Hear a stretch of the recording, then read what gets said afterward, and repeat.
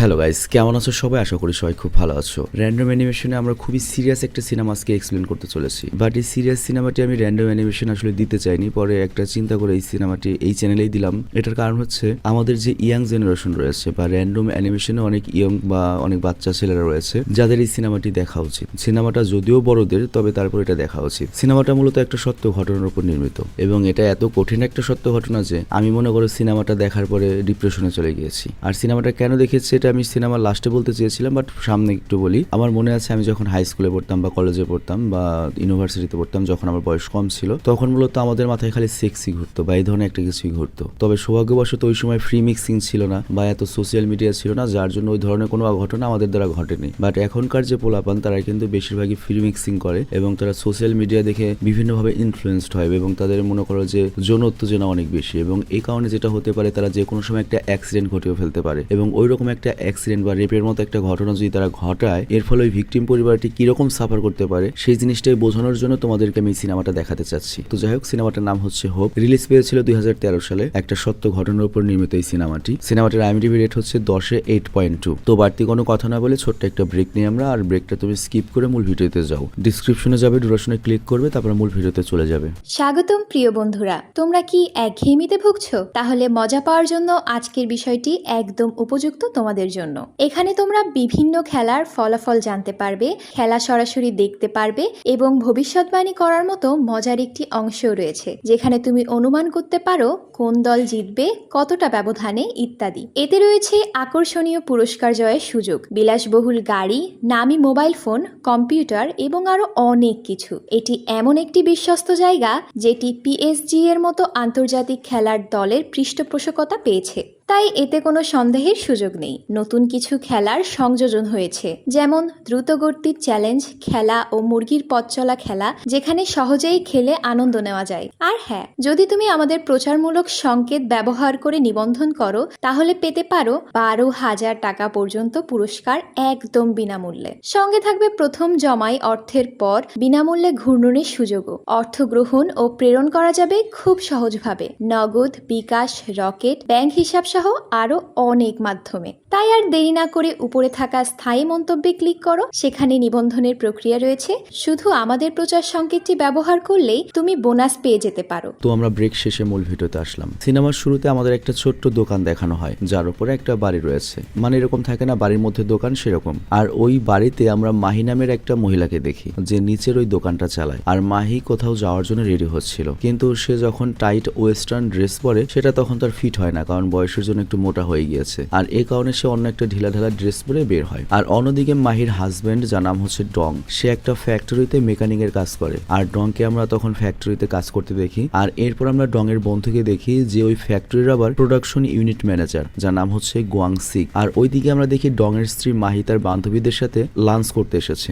আর ওইখানে যতগুলো বান্ধবী রয়েছে তাদের বাচ্চারা মূলত একই স্কুলে পড়ে, আর এই কারণেই তাদের মধ্যে বন্ধুত্ব তৈরি হয়েছে আর তারা লাঞ্চে এসেছে। তো এইখানে আমরা মাহির বেস্ট ফ্রেন্ড মিরানকে দেখি। তো এই মিরান আবার ফ্যাক্টরি প্রোডাকশন ম্যানেজার গোয়াংসিকের স্ত্রী, মানে তারা দুই হাজবেন্ডও বন্ধু, দুই স্ত্রীও বন্ধু। তো যাই খাওয়া দাওয়া শেষে মিরান তখন মাহিকে বলে, দেখ বরাবরই তো সবাই অন্যরা বিল দেয়, ওরা কানা ঘোষা করে, আজকের বিলটা না হয় তুই দে। তো এই জন্য বাধ্য হয়ে মাহিকে তার ক্রেডিট কার্ড বের করে খাবারের বিল দিতে হয় এবং দেখা যায় 2000 ইউয়ান বিল এসেছে। তো এটা দেখে মাহি মনে মনে ভাবে, আরে এরা এত খায় কিভাবে। আর ওইদিকে আমরা দেখি লাঞ্চ টাইমে ডং আর গোয়াং একটু লেট করে ক্যান্টিনে যায়, আর এই কারণে খাবার শেষ হয়ে গিয়েছে। তো এখানে একটা মাত্র চিকেন পিস ছিল, আর ওইটাও তো ডং একাই খাচ্ছে। তো গোয়াংশিক যখন ডংকে খেতে দেখে, তখন ডং করে কি গোয়াংশিককে দুষ্টুমি করে চিকেন পিস থেকে একটু অংশ খেতে দেয়। মানে আমরা বুঝতে পারি ওরা অনেক ঘনিষ্ঠ বন্ধু। আর এরপর আমরা ডং আর মাহির একমাত্র মেয়ে সোয়ানকে দেখতে পাই, মানে সিনেমার শুরুতে যে মহিলাকে দেখানো হয়েছে তার মেয়ে। আর ওইদিকে গোয়াংসিক আর হচ্ছে মিরানের 3জন ছেলে রয়েছে। তো ওরা 4জন একই স্কুলে পড়ালেখা করে, তবে গোয়াংসিকের ছেলেরা সোয়ানের সাথে কখনো কথা বলে না, যদিও একই ক্লাসে পড়ে, কখনো খেলতেও নেয় না। তো ওদের মধ্যে যে সবচেয়ে বড় তার নাম হচ্ছে ইয়াং। তো সোয়ান যখন ওদের সঙ্গে খেলতে যায়, তখন ইয়াং সরাসরি মুখের উপর বলে দেয় যে আমরা মেয়েদের সঙ্গে খেলি না। আর এর পরের দৃশ্যে ডং,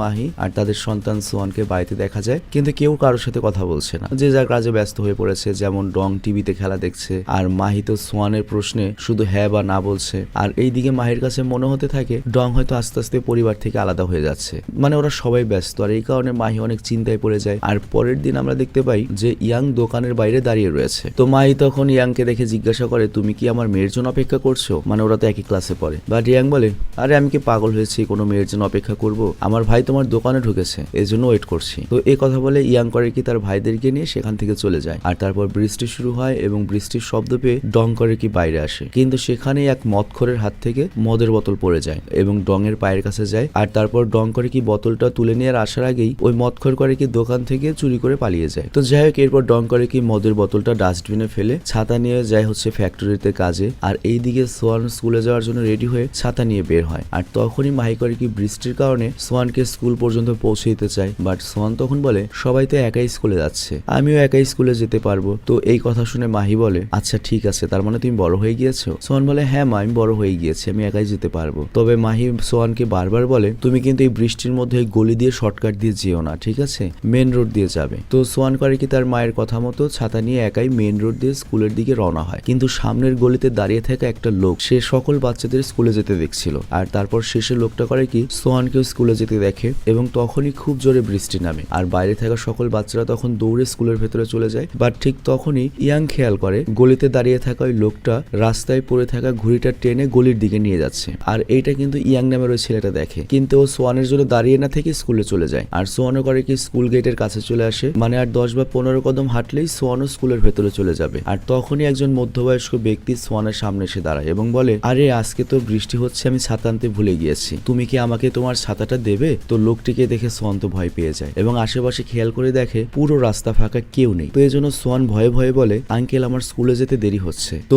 এই কথা বলে সোয়ান যখন সেখান থেকে চলে যাচ্ছিল তখনই ওই লোকটা করে কি আবারও সোয়ানের সামনে এসে দাঁড়ায়। আর এই দিকে আমরা দেখি ডংকে তার কাজে ব্যস্ত রয়েছে আর মাহি সংসারের খরচ হিসাব করছে এবং তার ক্রেডিট কার্ডের বিল পরিশোধ করতে করতে অর্ধেক বয়স শেষ হয়ে গিয়েছে। তো এটা ভেবে মাহি বেশ হতাশ হয়ে পড়ে। আর এর পরের দৃশ্যে আমরা একটা কনস্ট্রাকশন সাইটের গলিতে সোয়ানের হলুদ ছাতাটা পরে থাকতে দেখি এবং চারিপাশে অনেক ময়লা আবর্জনা রয়েছে। আর এইদিকে একটা পুরনো কন্টেনারের ভেতরে সোয়ান পড়ে আছে এবং তার পুরো শরীর থেকে রক্ত বের হচ্ছে, মানে সোয়ানের এই অবস্থা করে লোকটি পালিয়ে গিয়েছে। তবে আদমর অবস্থায়ও সোয়ান করে কি নিজের শক্তি সঞ্চার করে উঠে দাঁড়ায় এবং ইমার্জেন্সি 119 নাম্বারে কল দেয়, যে কারণে পুলিশ করে কি অটোমেটিক ওর লোকেশন ট্রেস করে সোয়ানের কাছে চলে আসে এবং এইখানে তো অনেক ভিড় হয়ে যায়। আর এইদিকে আমরা দেখি এই ভিড় দেখে মিরান করে কি ওর বান্ধবী মাহিকে কল করে এবং জানায় কেউ একটা ছোট বাচ্চাকে রেপ করে খুব বাজে অবস্থায় স্কুলের সামনে ফেলে গিয়েছে, এখানে অনেক ভিড় আর বাচ্চাটাকে অ্যাম্বুলেন্সে নিয়ে যাওয়া হচ্ছে। তো এখানে যেহেতু অনেক ভিড় ছিল তো মিরান জানতেও পারে না যে ওর বান্ধবীর মেয়েকে রেপ করা হয়েছে। আর একটু পরে আমরা দেখতে পাই ডংকে পুলিশ অফিসার কল করে এবং দ্রুত হসপিটাল আসতে বলে। আর এই কথা শুনে ডং করে কি মাহিকে জানিয়ে হসপিটালে পৌঁছায়। তো কিছু সময় পরে সেখানে মাহিও চলে আসে আর ডংকে চিন্তিত দেখে মাহিও টেনশনে পড়ে যায় এবং বলে আমার মেয়ের কি হয়েছে। তো এখানে আমরা দেখতে পাই সোয়ানের অবস্থা খুবই ক্রিটিক্যাল এবং সে হসপিটালের বেডে পড়ে রয়েছে এবং তার শারীরিক অবস্থা দেখে মনে হচ্ছে তাকে কোনো মানুষ নয় কোনো জানোয়ার আক্রমণ করেছিল এবং এই 8 বছরের বাচ্চাটিকে ছিঁড়ে খুবলে খেতে চেয়েছিল। তো যাই হোক, সোয়ানের পরিবার তখন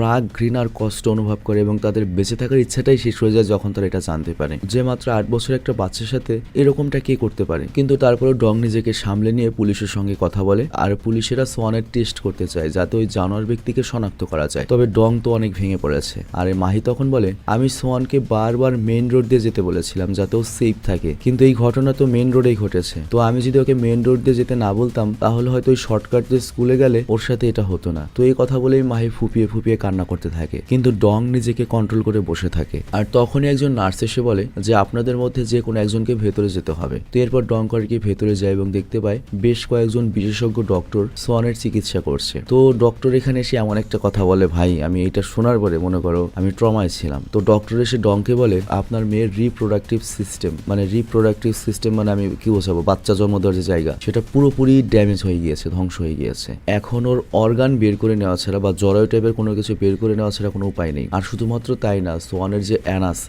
পায়খানার রাস্তা সেটাও ড্যামেজ হয়ে গিয়েছে এবং সেটাকে সেলাই করে বন্ধ করে দিতে হবে। তো এই কারণে সোয়ান স্বাভাবিকভাবে মলত্যাগ করতে পারবে না এবং তাকে সারা জীবন একটা কলোস্টমি ব্যাগ ব্যবহার করতে হবে যার ভেতরে অটোমেটিক্যালি তার শরীরের বজ্র জমা হবে, মানে পেটের ভেতর থেকে পাইপ দিয়ে ওখানে যাবে এবং রেগুলার তার ওই ব্যাগটা পরিষ্কার করতে হবে। আর এই জন্য সোয়ানের পেটে ছিদ্র করতে হবে এবং একটা ইন্টেস্টাইন বাইপাস সার্জারির মাধ্যমে ওই কোলেস্ট্রলি ব্যাগটা কানেক্ট করা হবে, আর এটার জন্য সার্জারি করতে হবে, আর এর জন্য আপনাদের পারমিশন প্রয়োজন। ভাই চিন্তা করো, কোন একটা বাবাকে যদি এই কথা বলা হয় কেমন লাগতে পারে। তোমার আমার শুনে যদি অবস্থা হয় তাহলে ওই বাবা ডং এর অবস্থা কেমন। এবং সবচেয়ে বড় ব্যাপার হচ্ছে এটা একটা সত্য ঘটনা। তো ডং এর কাছে মনে হয় যে পুরো পৃথিবী ধ্বংস হয়ে গিয়েছে, তবুও ডং নিজেকে সামলে ডক্টরকে বলে আপনারা যা খুশি করুন, শুধু আমার মেয়েকে বাঁচিয়ে দিন। তো এরপর ডং বাইরে আসার পরে মাহি জিজ্ঞাসা করে আমার মেয়ে মরে যায়নি তো? ডং বলে নাও বেঁচে আছে। আর তারপর মাহি ভেতরে গিয়ে সোয়ানকে দেখে আর সহ্য করতে পারে না, ও বাইরে চলে যায়। আর এখানে আমরা দেখতে পাই ডং অনেক কান্না করে, কিন্তু নিজেকে সামলে নিয়ে সাহস করে আবারও মেয়ের কাছে যায়। আর সোয়ান তখন জিজ্ঞাসা করে ডংকে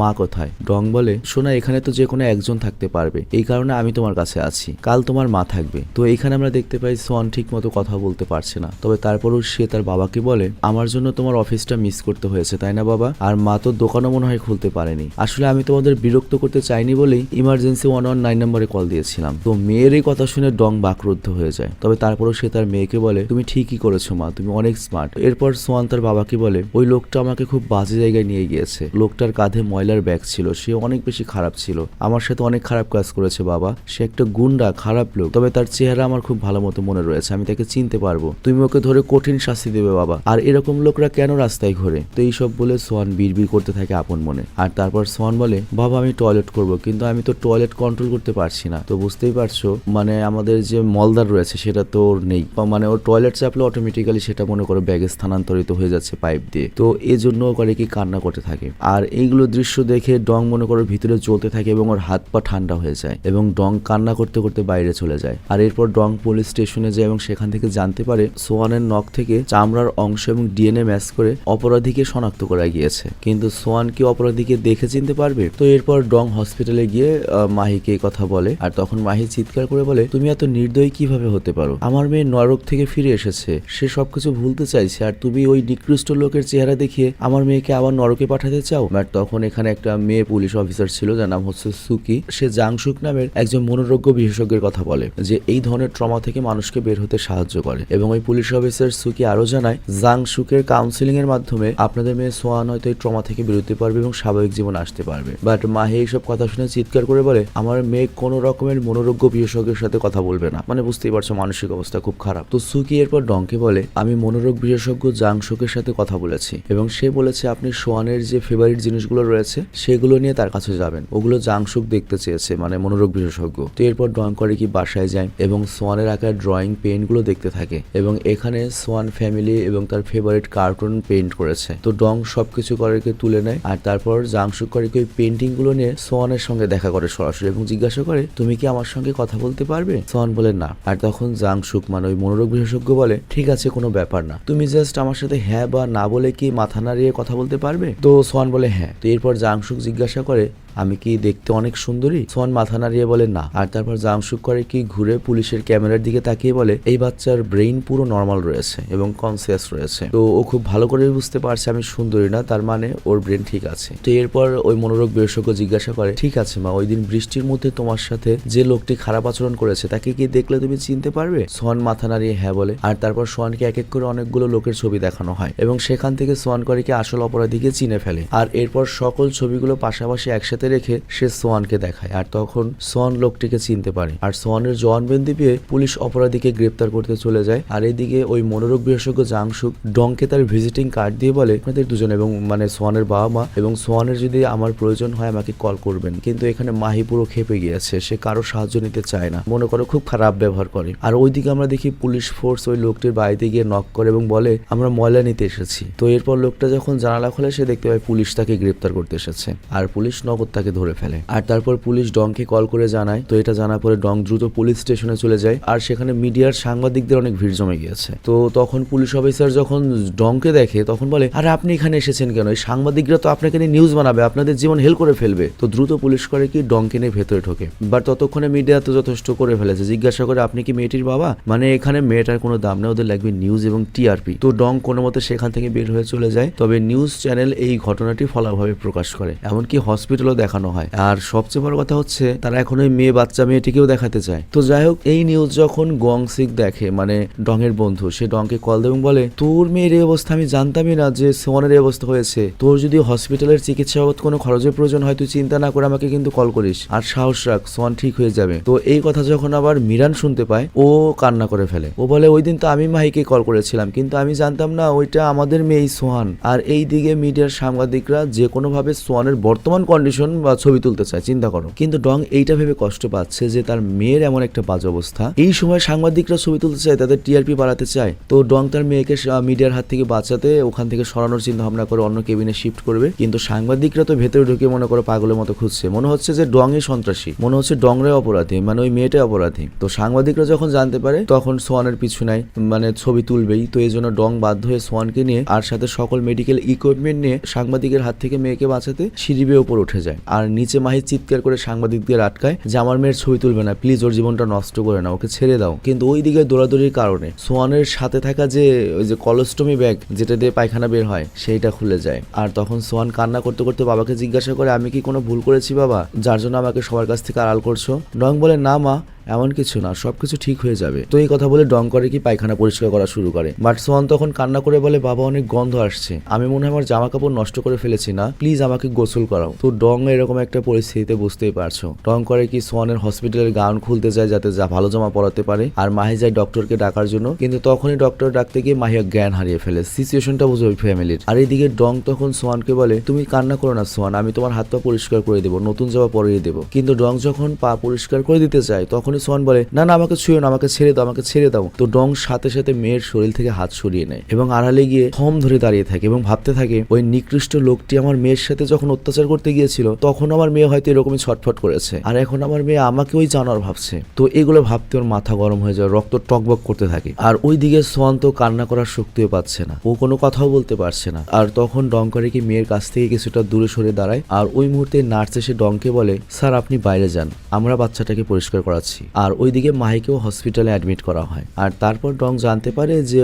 ওর বউ মানে মাহি 5 মাসে প্রেগনেন্ট, কিন্তু এখনো ডংকে কিছুই বলেনি। তো ডং তখন রেগে গেলে মাহি বলে আমি তোমাকে জানাতে চেয়েছিলাম, কিন্তু এরই মধ্যে আমার মেয়ের সাথে এসব হয়ে গেল, তাই আমি তোমাকে আর জানাতে ভুলে গিয়েছি। তখন ডং বলে 1-2 মাস হলে ঠিক ছিল, কিন্তু 5 মাস হয়ে গিয়েছে, এখনো তুমি আমাকে জানানোর প্রয়োজন মনে করনি। তার মানে আমি কি দায়িত্ববান বাবা না? 2 সন্তানের খেয়াল আমি রাখতে পারবো না? তার মানে তুমি আমাকে না জানিয়ে বাচ্চাটা নষ্ট করতে চেয়েছিলে। তো এইটা শুনে মাহি কান্না করতে থাকে, আর সাথে ডংও অনেক কান্না করে। আর এরপরে ডং সোয়ানকে দেখতে গেলে সোয়ান করে কি উঠে বসে, কিন্তু সে তার বাবাকে দেখতে চায় না। মানে এখন সোয়ানের মনে হয় তার বাবা এরকম নিকৃষ্ট লোকের মতো। বাট ডং তখন বলে মা তুমি তোমার বাবাকে দেখবে না, প্লিজ চাদর সরাও, আমি তোমার সঙ্গে কথা বলতে চাই। কিন্তু অনেক চেষ্টার পরেও সোয়ান তার বাবাকে দেখতে চায় না এবং নিজেকেও দেখাতে চায় না। তো বাচ্চার এই অবস্থা দেখে ডং পুরোপুরি মানসিকভাবে ভেঙে পড়ে। মানে বুঝতেই পারছো আস্তে আস্তে সোয়ান তার বাবার কাছ থেকে দূরে সরে যাচ্ছে। আর এরপর ডং করে কি গোয়াংশিককে কল করে বলে ট্রিটমেন্ট আর হসপিটালের বিল পরিশোধ করার জন্য আমার কিছু টাকার প্রয়োজন, আমার ক্রেডিট কার্ডের লিমিটও শেষ হয়ে গিয়েছে, আমি তোকে খুব তাড়াতাড়ি টাকা দিয়ে দেবো, কিছু টাকা আমাকে দিবি? তো গোয়াংশিক তখন বলে আমি তোর কাছে টাকা চেয়েছি, আমার যত টাকা সম্ভব তোকে পাঠিয়ে দিচ্ছি, তুই টাকা দেওয়ার কথা চিন্তা করিস না, আর আমি দেখি আরো কিছু টাকার ব্যবস্থা করতে পারি কিনা, তুই শুধুমাত্র বাচ্চার খেয়াল রাখ। কিন্তু এরই মাঝে আবার তার মেয়ের কেস উঠে কোর্টে। তো ডং করে কি কোর্টে যায়। আর অন্যদিকে হসপিটালে মিরান মাহিকে দেখতে আসে। তো মিরান মাহির জন্য তার পছন্দের খাবার বানিয়ে এনেছে। আর খাবার দেওয়ার সময় মিরান মাহিকে বলে তুই যদি এরকম না খেয়ে কান্না করতে থাকিস তাহলে তোর পেটের বাচ্চাটা কি সুস্থ জন্ম নেবে, কিছু খেয়ে নে। বাট এখানে মাহি মূলত মিরানের উপর রেগে রয়েছে, মানে এতদিন পর এসেছে। আর তাছাড়া আরেকটা জিনিস ভাবছে যে মিরান হয়তো জানতো যে অ্যাম্বুলেন্সে ওর মেয়েকেই তোলা হয়েছে, কিন্তু ওটাও বলেনি। তো এই কারণে মাহি মিরানের উপর অনেক রাগ। বাট মিরান উল্টো মাহিকে বকা দিয়ে বলে এত বছর ধরে তোর সাথে আমার বন্ধুত্ব, তুই আমাকে এত খারাপ মহিলা ভাবলি, আমি তো জানতামই না যে ওইটা আমাদের সোয়ান ছিল। আর এই লজ্জায় তো আমি তোর সাথে দেখা করতে আসতে পারি না, আমি তোর সাথে দেখা করার জন্য হসপিটালে 10 বার এসেছিলাম, কিন্তু প্রতিবারই আমার ভয় হয়েছে যে তুই আমাকে ভুল বুঝবি না, তো আমাকে দেখে আরো রেগে যাবি না তো এই পরিস্থিতিতে, আর এই কারণে আমি তোর সাথে দেখা করার সাহস পাইনি। বাট মাহি তখন উল্টো রেগে বলে তুই যদি সত্যিকারের বান্ধবী হতি তাহলে আমার বকাঝকা শুনতি, তবু আমার সঙ্গে দেখা করতি। মিরান তখন বলে আমার ভুল হয়ে গিয়েছে, আমাকে প্লিজ মাফ করে দে, এরকম আর ভুল হবে না। তো এরপর তাদের দুজনের আবার মিল হয়ে যায়। তবে মিরান জানে সোয়ানের অবস্থা কতটা সিরিয়াস। আর অন্যদিকে ওই শয়তান অপরাধী কোর্টে দাঁড়িয়ে বলে আমি প্রতিদিন মদ খাই, নেশে আমি কি করি আমার কিছুই মনে নেই, তো এই ঘটনা আমার মনে নেই। তো এই কথা শুনে ডং এর বন্ধু গোয়াংশিক রেগে উঠে দাঁড়ায় এবং ওর জুতা খুলে মারে যে একটা নিষ্পাপ মেয়ের উপর তুই এরকম নৃশংস মানুষের অত্যাচার করেছিস, জীবন নষ্ট করেছিস, এখন বলছিস তোর কিছুই মনে নেই। আবার এইদিকে হসপিটালে সোয়ানের সঙ্গে দেখা করতে ওর ফেভারিট কার্টুন ক্যারেক্টারগুলো আসে, আর তাদেরকে দেখে সোয়ান কিছুটা খুশি হয় এবং হাসতে থাকে। তবে কিছু সময় পর কস্টিউমের কারণে, তাদের গরম লাগার কারণে একটা ক্যারেক্টার বের হয়ে আসে, আর তখন দেখা যায় এটা সোয়ানের মা। আর আরেকটা কার্টুন কস্টিউম থেকে মিরান বের হয়, কিন্তু অন্য কার্টুন কস্টিউমের ভেতরে পুলিশ অফিসার সুকিকে দেখা যায়। অ্যাকচুয়ালি পুলিশ অফিসার সুকিও ছুটি নিয়ে সোয়ানকে খুশি করতে হসপিটালে এসেছে। তো যাই হোক, এভাবেই তিনজন মিলে সোয়ানকে ট্রমা থেকে বের করার চেষ্টা করছে যাতে সে খুশি হয়। তবে সত্যি সত্যি সোয়ান ওদিন বেশ খুশি ছিল। তো বাচ্চাকে খুশি দেখে দুই অভিভাবকও খুশি, এবং তারা দুজনেই তাদের ক্রেডিট কার্ড থেকে কস্টিউমের ভাড়া $150 দেয়। কিন্তু এরপর তারা জানতে চায় 2 সপ্তাহের জন্য তারা যদি একটা কার্টুন কস্টিউম ভাড়া নিতে চায় তার দাম কত পড়বে। তো এজেন্সি জানায় $300, কিন্তু এত পরিমাণ টাকা তোরা অ্যাফোর্ড করতে পারবে না। তবে তারপর এজেন্সির লোক করে কি, ওদের একটা পুরনো যে কস্টিউম ছিল সেটা ফ্রিতেই দিয়ে দেয়। মানে ওই লোকগুলো ডংকে চেনেও না, কিন্তু তারপরেও ওরা জানে যে ডংয়ের পরিস্থিতি কি। তো ওরা চায় যে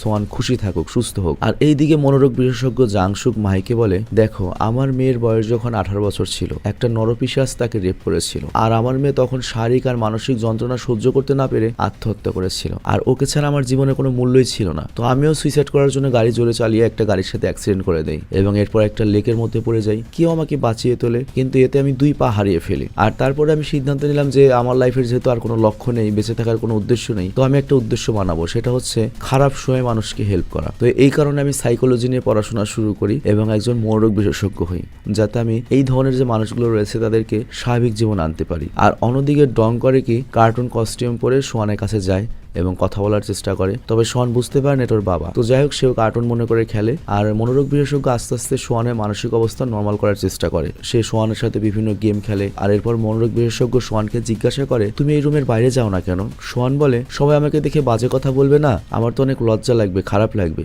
আর তখন মনোরোগ বিশেষজ্ঞ জিজ্ঞাসা করে, তুমি কেন লজ্জা পাবে? সোয়ান বলে, কেন, আমাকে তো সবাই খারাপ মেয়ে বলবে। বাট মনোরোগ বিশেষজ্ঞ বলে, তুমি অনেক ভালো মেয়ে, খারাপ তো সেই লোক যে তোমাকে খারাপ বলবে। আর এইদিকে আমরা ইয়াংকে দেখি, মানে সেই পিচ্ছি ছেলে যে আর কি সোয়ানকে কখনো পাত্তাই দিত না। তো ইয়াং করে কি ডংয়ের দোকানে উকি মারে এবং দেখে যে সোয়ান এসেছে কিনা। তো কাউকে না দেখে ইয়াং করে কি দোকানের দরজায় একটা কাগজ লাগায়, যেখানে ওদের ক্লাসের নতুন রুল এবং নতুন হোমওয়ার্ক লেখা রয়েছে। আর এই দিকে সোয়ানকে কিছুটা স্বাভাবিকভাবে কথা বলতে দেখে মনোরোগ বিশেষজ্ঞ সেদিনের কথা তাকে জিজ্ঞাসা করে। তো সোয়ান তখন বলে, ওই দিন বৃষ্টি হচ্ছিল আর আমি আমার বিউটিফুল হলুদ ছাতা নিয়ে স্কুলে যাচ্ছিলাম, আর তখন একজন লোক বৃষ্টিতে ভিজে আমার কাছে আসে আর বলে, আমি ভুলে আমার ছাতাটা রেখে এসেছি, তুমি কি আমায় তোমার ছাতাটা দিয়ে বাসা অবধি পৌঁছে দেবে? তো আমি ভাবলাম মধ্যবয়সী আঙ্কেল বৃষ্টিতে ভিজলে অসুস্থ হয়ে যাবে, তো এই কারণে আমি আঙ্কেলকে বাসা অবধি পৌঁছে দিতে যাই। কিন্তু এরপর বাসায় গিয়ে লোকটি আমাকে অনেক মারে, যার কারণে আমার শরীর থেকে রক্ত বের হয়ে আমার অনেক ব্যথা লেগেছে। আর এইদিকে আমরা দেখি ডং আর মাহির বন্ধুরা সোয়ানের মেডিকেল খরচের জন্য অনেক টাকা এক জায়গায় করে নিয়ে এসেছে, মানে জমিয়ে। তো এইভাবে অনেকদিন কেটে যায় আর সোয়ানের ক্ষত আস্তে আস্তে সেরে যায়। আর তারপর সোয়ানকে হসপিটাল থেকে ডিসচার্জ করা হয়। আর এরপর আমরা দেখতে পাই ডং করে বন্ধু গোয়াংসিকের গাড়িতে করে সোয়ানকে বাসায় নিয়ে যায়, কিন্তু সোয়ান এখনো পুরুষ মানুষ দেখতে চায় না। এর কারণে ডং তার সিটের পেছনে একটা পর্দা লাগিয়ে গাড়ি ড্রাইভ করে, আর গাড়িতে সেই রাস্তাটা ক্রস করে যেখানে সোয়ানকে ওই দিন নারকীয় অত্যাচার সহ্য করতে হয়েছে। তো সোয়ান ওই রাস্তা দেখে ভয় পেয়ে যায় এবং গাড়ি থেকে নেমে বমি করতে শুরু করে, আর সোয়ানের শ্বাসও নিতে কষ্ট হয়। তো মাহি যখন এইসব দেখে তখন সে সোয়ানকে বলে, মা তুমি একদম ভয় পেও না, আমরা বাসায় চলে এসেছি, তোমার আর কিছুই হবে না। আর এরপর যখন ওরা দোকানের সামনে আসে তখন দোকানের গ্লাসে দেখা যায় যে সোয়ানের স্কুলের বাচ্চারা এবং প্রতিবেশীরা অনেক কার্টুন, ট্যাটু এবং মোটিভেশনাল কার্ড লাগিয়ে রেখেছে। তো এগুলো দেখে সোয়ানের একটু একটু আত্মবিশ্বাস ফিরে আসে যে সবাই ওকে সাহায্য করছে বা সবাই ওর সাপোর্টে রয়েছে। তো এরপর বাসায় মাহি করে কি সোয়ানের জিনিসপত্র সেট করে, আর তখন ইয়ং নামে সে ছেলেটা দোকানে আসে এবং ডংকে জিজ্ঞাসা করে, সোয়ান কি বাসায় এসেছে? ডং তখন বলে, হ্যাঁ এসেছে, সে উপরে আছে, তুমি গিয়ে ওর সাথে দেখা করতে পারো। কিন্তু এখানে ইয়াংকে আমরা অনেক চিন্তিত দেখি। আর তারপর ইয়ং কাঁদতে কাঁদতে ডংকে বলে, আঙ্কেল সেই দিন সোয়ান আমার পেছনে ছিল, যদি আমি একটু দাঁড়িয়ে আমার সাথে ওকে স্কুলে নিয়ে যেতাম তাহলে ওর সাথে এমনটা কখনোই হতো না, আর আমার এই ভুলের জন্য আমাকে ক্ষমা করে দেবেন প্লিজ। তো এই কথা বলে তুই ইয়াং কান্না করছিল, আর বাচ্চা ইয়াং এর নিষ্পাপ চেহারা দেখে ডং আর কিছুই বলতে পারে না। আর এই কারণে ডং তাকে বুকে জড়িয়ে ধরে বলে, তোমার এখানে কোনো ভুল নেই বাবা। তো এরপর মাহি করে কি সোয়ানকে তার ওই কলেস্টমি ব্যাগটা দেখায়, যে ব্যাগের মধ্যে শরীরের মলমূত্র জমা হবে এবং সোয়ানকে সারা জীবন এই কলেস্টমি ব্যাগ সাথে রাখতে হবে আর রেগুলার ব্যাগ পরিষ্কার করতে হবে। তো কিছুদিন পর সোয়ান স্কুলে যাওয়ার জন্য যখন বের হয় তখন সোয়ান তার মাকে বলে, মা আমার পেটের মধ্যে যে প্লাস্টিকের ব্যাগ রয়েছে ওখানে তো শব্দ হয়, মানে মানে বুঝতেই পারছো সবসময় তো এখানে অটোমেটিক্যালি টয়লেট পড়ে। তো সবাই যখন শব্দের কথা জিজ্ঞাসা করবে আমি কি বলবো, মাহি তখন বলে আজকে আমি তোমাকে স্কুলে নিয়ে যাচ্ছি, আজকে তোমাকে কি কিছু জিজ্ঞাসা করবে না। তো রাস্তা দিয়ে যাওয়ার সময় ওই গলির সামনে গিয়ে হঠাৎ করে সোয়ান দাঁড়িয়ে যায় এবং ভাবে সামনে যাবে কিনা, বাট তখনই সোয়ান খেয়াল করে তার পেছনে ইয়াং এবং তার বন্ধুরা আসছে এবং সবার পেছনে ওই কার্টুন কস্টিউমটাও দাঁড়িয়ে রয়েছে। তো কার্টুন দেখে সোয়ানের চেহারে একটু হাসি চলে আসে এবং সাহসও ফিরে আসে,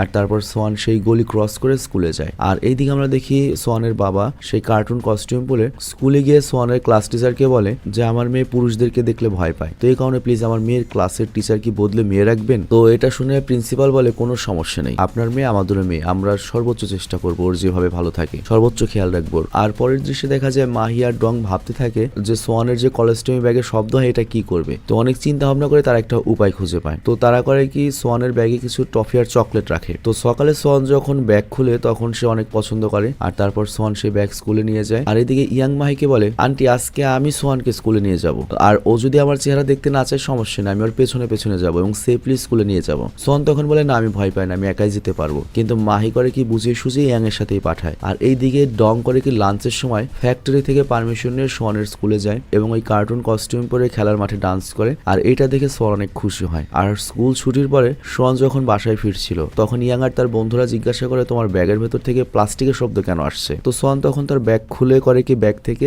চকলেট বের করে সবাইকে দেয় আর বলে যে ব্যাগ থেকে চকলেটের শব্দ হচ্ছিল। তো যাই হোক সবাই মজা করে চকলেট খায়। আর তারপর ডং স্কুল থেকে বাসায় যাওয়া অব্দি করে কি সবসময় খেয়াল রাখে যে সোয়ান ভালো মতো বাসায় যেতে পারছে কিনা। আর তখন সোয়ানের বন্ধুরা জিজ্ঞাসা করে সোয়ানকে আচ্ছা ওই কার্টুনটা কি তোমার নতুন বন্ধু। সোয়ান বলে হ্যাঁ। তো এরপর সোয়ান যখন বাসার কাছে পৌঁছে যায় তখন ও বাসায় না ঢুকে ওই কার্টুনের কাছে গিয়ে জিজ্ঞাসা করে আচ্ছা তুমি আসলে কে, আমার তো মনে হয় তুমি আমার বাবা, আমি জানি তুমি আমার বাবা। তো কাস্টমের ভেতরে থাকা ডং তখন মাথা নাড়িয়ে হ্যাঁ বলে। আর সোয়ান জিজ্ঞাসা করে তুমি এই কস্টিউম কেন পরে রয়েছো। ও আমি তোমাকে দেখতে চাইনি এই কারণে। ডং তখন মাথা নাড়িয়ে হ্যাঁ বলে। আর সোয়ান তখন বলে এখন থেকে তোমাকে আর এসব করতে হবে না বাবা, তুমি আমার বাবা বাবাই আছো। তো এই কথা বলে ডং করে কি ফুপিয়ে কান্না করতে শুরু করে। আর তারপর সোয়ান করে কি তার বাবার হাত ধরে বাসায় নিয়ে যায়। আর এরপর মাহে যখন মাস্ক খুলে তখন ডংকে দেখে ঘাবড়ে যায় আর বকাঝকা করে বলে এটা কেমন মজা, এসব খোলো। কিন্তু এরপরে মাহে এবার বুঝতে পারে যে ডং এসব সোয়ানের জন্যই করেছে। আর এরপর আমরা দেখি সোয়ান তার বাবার মাস্ক খুলে ঘাম মুছে দেয়। আর ডং এতে অনেক খুশি হয় যে এখন থেকে তাকে আর ভয় পেতে হবে না তার মেয়ের সামনে, আর এই কস্টিউম পরে গরমের কষ্টটাও সহ্য করতে হবে না। আর এর পরের দৃশ্যে দেখা যায় কোর্টের রায়ের আগে ডং ওই আসামি লোকটির সঙ্গে দেখা করতে যায়। আর তখন লোকটি নিষ্পাপ হয়ে বলে মানে ভালো মানুষ যে বলে আমি তো জানি না নেশা আমি কি কি করেছি, যদি সত্যি আমি তোমার মেয়ের সাথে এত খারাপ কিছু করে থাকি তাহলে তো আমার মতো লোকের ফাঁসি হওয়া উচিত, তবে আমি এটাও জানি না যে তোমার মেয়ে দেখতে কেমন। আর তখন ডং রেগে লোকটিকে বকাঝকা করলে লোকটি বলে প্লিজ আমাকে জেলে পাঠাবে না, আমি আমার সারা জীবনের ইনকাম তোমাকে দিয়ে দিব, আর তাছাড়া তোমার মেয়েটা একবারে তোমার মতোই দেখতে হয়েছে। তো বুঝতেই পারছো লোকটি সব সজ্ঞানেই করেছে, এখন জাস্ট নাটক করছে, কারণ জানে কোরিয়ার যে আইন সেটাকে আটকে রাখতে পারবে না। তো এরপর লোকটি ডংকে আরো বলে যে দেখো আমার যদি শাস্তি হয় সর্বোচ্চ কত 10 বছর 12 বছর 15 বছর, কিন্তু ওতে তো আমি মরবো না, আমি তো আবার বের হবো, তখন তোমার বাসা তো আমি চিনি, আর ওই সময় তোমার মেয়ে তো আরো বড় হয়ে যাবে, তখন দেখো তোমার মেয়ের অবস্থা আমি কি করি। তো এই কথা শুনে ডং তার রাগ কন্ট্রোল করতে পারে না এবং চেয়ার তুলে সোজা আসামির দিকে ছুঁড়ে মারে। এবং দক্ষিণ কোরিয়া এটা খুব বাজে একটা নিয়ম বুঝছো, তুমি যদি 100টা মার্ডার করো মামলা হওয়ার পরে যদি 18 বছর তুমি কোনো রকমে লুকিয়ে থাকতে পারো তাহলে তোমার সকল সাজা মাপ, আর তাছাড়া মৃত্যুদণ্ডের রায় নেই ওই দেশে 15 বছরের সাজা, যাবো না তাই করো। তো যাই এরপর বাসায় ফেরার সময় গোয়াংশিক করে কি ডংকে পরামর্শ দেয় যা হয়েছে তা দুঃস্বপ্ন ভেবে ভুলে যা, এভাবে প্রতিদিন মরার চেয়ে ওই ভুলে যাওয়াই ভালো হবে। বাট ডং এই কথা শুনে গাড়ি থামে বলে আচ্ছা তোর বাচ্চার সাথে যদি এরকম কেউ করতো তুই কি খারাপ স্বপ্ন হিসেবে ভুলে যেতি। বলা সহজ বন্ধু কিন্তু করা কঠিন। তো এই কথা বলে ডং রাগে হাঁটতে শুরু করে। আর ওই দিন রাতে ডং মাহিকে বলে যদি ওই নরপিশাচের শাস্তি কম হয় তাহলে আমি ওকে মেরে ফেলবো, ওর ফাঁসি হওয়া উচিত। আর সোয়ান তার রুম থেকে এগুলো শুনতে পায়। তো পরের দিন কোর্টে সোয়ান পর্দার আড়াল থেকে নরপিশাচকে চিহ্নিত করে এবং সবার সামনে বলে এটাই সেই ব্যক্তি। বাট আসামির যে উকিল সে কম শাস্তির জন্য তখন সোয়ানকে জিজ্ঞাসা করে ওই দিন ওই লোকের শরীর থেকে কি মদের গন্ধ আসছিল বা কোনো বাজের গন্ধ আসছিল। সোয়ান বলে হ্যাঁ লোকটির কাছ থেকে অনেক বাজে গন্ধ আসছিল। উকিল জিজ্ঞাসা করে বেশি গন্ধ নাকি কম গন্ধ। তো বাচ্চা মেয়ে তো আর বোঝে না, বলে বেশি গন্ধ আসছিল। আর উকিল তো এটাই চাচ্ছিল এবং সেই পয়েন্ট ধরে বলে যে আমার মক্কেল মদের নেশায় না বুঝে ক্রাইম করেছে, তো এই কারণে তাকে সর্বোচ্চ শাস্তি না দিয়ে শাস্তি কমিয়ে দিতে হবে। তো জর্জ তার রায় শোনায় যে আসামি নেশায় বুঝতে পারেনি সে কি করছিল, তাই 15 বছরের বদলে আসামিকে 8 বছরের সাজা দেওয়া হলো। তো এই কথা শুনে মাহি আর ডং তো তাদের রাগ সহ্য করতে পারে না এবং ডং এর বন্ধু গোয়াংশিকও তখন জজের উপর চিৎকার করে এবং মাহি তখন জজকে বলে এই এই লোকটা যখন 8 বছরের পর বের হবে তখন আমার মেয়ের বয়স হবে 16 বছর বা 17 বছর। ও যদি তখন আমার মেয়ের ক্ষতি করে তখন কি হবে? ওর মতো লোককে প্লিজ ফাঁসির সাজা দিন। কিন্তু জজ তো আইনের বাইরে যেতে পারবে না। আবার ডং তো আগেই ভেবে রেখেছে ও যদি বেঁচে থাকে আমার মেয়ের তো আবার ক্ষতি করতে পারে। তো এর জন্য করে কি উকিলের নেম প্লেট হাতে নেয় এবং আসামিকে মারার জন্য এগিয়ে যায়। কিন্তু তখনই সোয়ান এটা খেয়াল করে এবং বাবার পা জড়িয়ে ধরে এবং বলে, বাবা প্লিজ চলো বাসায় ফিরে যাই। তো এখানে তোমাদের কি মনে হয় সোয়ানকে ওই নরপিশাচকে বাঁচানোর চেষ্টা করেছে? মোটেও না। সোয়ান তার বাবাকে হারাতে চায় না। তো যাই হোক, কিছুদিন পরে সোয়ান করে কি হসপিটালে যায় যেখানে মাহির বাচ্চা হয়েছে। আর ছোট ভাইকে দেখে সোয়ান তার সকল দুঃখ কষ্ট ভুলে যায় এবং তাকে নতুন করে আবার বাঁচতে হবে। আর এখানে উল্লেখ্য কোরিয়ান ভাষায় সোয়ানের অর্থ হচ্ছে হোপ এবং এই সিনেমার নামটা হচ্ছে সোয়ান। আর এখানে সোয়ান তার ভাইয়ের নাম রাখে হচ্ছে হ্যাপি এবং সোয়ান বলে আমার ভাই সবসময় হ্যাপি থাকবে। আর এরই সাথে এই সত্য ঘটনা অবলম্বনে সিনেমাটি শেষ হয়ে যায়। তো এই সিনেমা সম্পর্কে কিছু বাস্তব ফ্যাক্ট বলি। এই ঘটনাটি মূলত ঘটেছে 2008 সালে এবং এই যে রায় দেখলে এই রায়ের পরে আন্দোলন হয় এবং আন্দোলন হলে আরো 4 বছর রায় বাড়িয়ে দেওয়া হয়, মানে মোট 12 বছরের শাস্তি হয়। তো সেই হিসাবে এই সিনেমা যখন রিলিজ হয় তখন তো লোক জেলে ছিল, মানে ওই অপরাধী। কিন্তু বর্তমানে ওই অপরাধী 2020 সালে মানে আরো 6 বছর আগে রিলিজ হয়ে গিয়েছে এবং দক্ষিণ কোরিয়াতে স্বাধীনভাবে ঘুরছে। কি সিরিয়াস একটা ইস্যু। তো আমি বিদায় নিচ্ছি, ভালো থেকো, সুস্থ থেকো এবং এই সিনেমা থেকে তোমরা কি শিখলে এবং কেন আমি সিনেমাটা এখানে আপলোড করেছি নিশ্চয়ই তোমরা বুঝতে পেরেছো। তবে যারা অভিজ্ঞ রয়েছে তারা এখানে কমেন্টে তোমাদের যদি কোনো সাজেশন থাকে সেটা দিতে পারো। এবং আমি একটা রিকোয়েস্ট করবো, তোমরা যারা আছো অডিয়েন্স, তোমরা একসময় বড় হবে। তোমাদের কাছে আজকে মনে হচ্ছে যে আজকে আমি ইয়ং, কি হবে, কিন্তু এক সময়ের সাথে সাথে তুমি এই রক্ত গরম থাকবে না, এই ধরনের বয়সটা থাকবে না। তুমি এক সময় বাবা হবে বা তোমার একটা বোন কোনো সময় জন্ম নিতে পারে। তো সেই হিসেবে অবশ্যই একটা চিন্তা মাথায় রেখো যে কার্মা ইজ রিয়াল। তুমি যেটা করবে সেটা তোমার প্রতি ফেরত আসতে পারে। আজকে তোমার কোনো টেনশন নাই, তোমার বয়স 16-17 বছর, ধরো 2 ভাই, কোনো বোন নাই, টেনশন নাই কারণে। কিন্তু যখন তোমার বয়স দেখো 35 বছর, তখন তোমার 5 বছর একটা কন্যা সন্তান থাকতে পারে। তো সেই হিসাব করে এখন সতর্ক হয়ে চলো এবং 2 মিনিটের শান্তির জন্য বা 2 সেকেন্ডের শান্তির জন্য এমন কিছু করো না যার জন্য একটা পরিবারকে সারাজীবন সাফার করতে হয় এবং তোমাকেও সাফার করতে হয়। তো আমি বিদায় নিচ্ছি, ভালো থেকো, সুস্থ থেকো এবং তোমরা সবাই সতর্ক থেকো, কারণ শয়তান খুবই শক্তিশালী। যে কোনো সময় শয়তান যে কোনো মানুষকে একবারে এমন ভাবে আক্রমণ করে তার হিতাহিত জ্ঞান থাকে না। এজন্যই তুমি দেখবে মাঝে মাঝে হুজুররা এমন সব আকাম করে ফেলে, তারা সারা জীবন ইমানের পথে থেকে লাস্টে কয়েক সেকেন্ডের জন্য ইমান রাখতে পারে না। আবার অনেক বড় বড় মানুষ আছে, ধরো শিক্ষক, বয়স্ক মানুষও দেখা যায় বুড়া বয়সে গিয়ে একটা খারাপ কাজ করে ফেলে এবং 60 বছরের অর্জন 60 সেকেন্ডে শেষ করে ফেলে। সবই শয়তানের প্ররোচনা। তো এই ধরনের শয়তানের প্ররোচনা যখন আসবে তখন অবশ্যই তোমার মনকে দমন করতে হবে এবং যথাসময় ওই স্থান ত্যাগ করতে হবে। তো আমি বিদায় নিচ্ছি, ভালো থেকো, সুস্থ থেকো, টেক কেয়ার, আল্লাহ হাফেজ।